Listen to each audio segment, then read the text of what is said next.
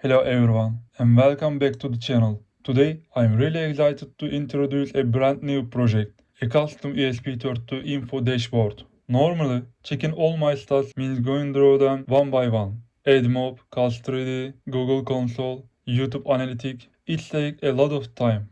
So I built this device to handle whole process easily in one place. The real magic happens inside. An ESP32C3 pulls data directly from Google Cloud Console, process it, and push it right to the screen.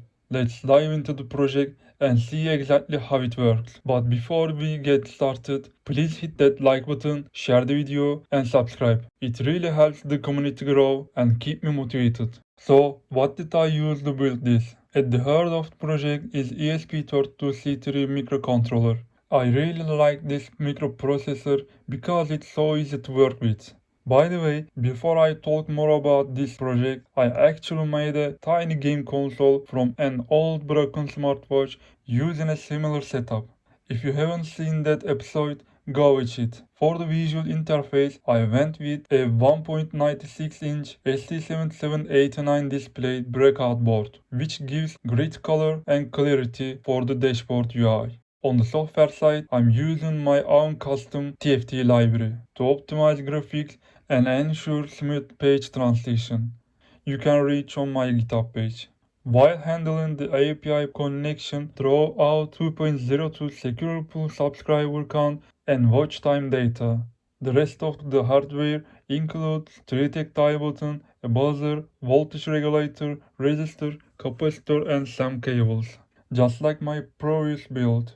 This project is completely handmade. I'm using thin wire to solder everything to each other. As you can imagine, routing all these wires is getting really complicated. If you ever need a PCB, this is exactly where JLCPCB comes to help. With JLCPCB's precision LDI technology and adhesiveless PI film, you get enhanced FPC reliability and thermal performance for demanding applications. JLCPCB makes custom flexible prototype truly affordable, starting from just $2 for 5 pieces with $10 coupon for your first order. Thanks again to JLCPCB for supporting this episode. Grab a $10 coupon for your first flexible PCB order. Custom flexible prototypes now start at just $2. Using the link in description. I'm skipping through the soldering process quickly here, but be sure to do it carefully, because flex circuit boards can be delicate. You can also use a standard module or an ESP32C3 mini dev board, and the project will work perfectly. When I started this project, my main goal was to create a digital database for my targets. I don't like writing down new values day after day. It's just not practical for a maker. So I started building a breadboard version. After adding a display module, the custom development board, 3 tactile buttons, and the buzzer, I did a few wirings and the system was ready for coding. I checked my old project. It used the YouTube API to get channel data. But there have been a few changes over the passing years. The API doesn't share as much data now, and it's not detailed. You will need to check the API documentation to help make your special info screen. And you need to know how to use the Arduino JSON library to process the data. Because this part is quite complex and involves a lot of special permission and personal information, I won't be sharing the source code publicly. However, if there is enough interest in this video, I will make a long, dedicated tutorial explaining how to do it step by step. The most important data for me is public watch hours.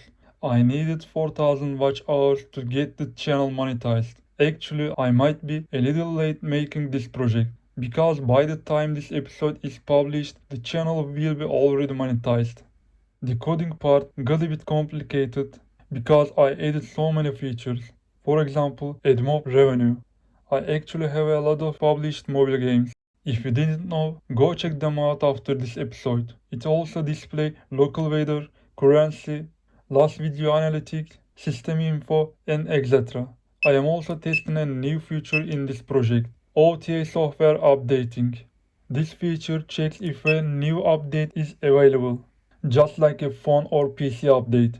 My future plan is to add more specs. However, the ESP32C3 has a less RAM than other ESP32 modules, which does restrict me a bit. The 3 buttons are enough to control the whole project. 2 buttons are for navigating between pages, and the other one is for manual fetching or going to the setting page. And as I mentioned, the display library was created entirely by me, and I keep it up to date.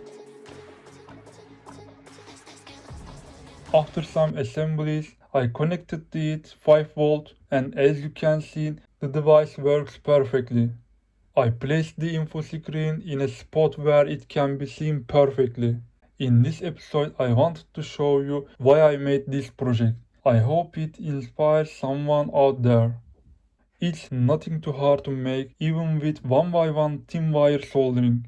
If you like this video, hit the hype button, write in the comments what do you want to see in the next episode. Until then, bye.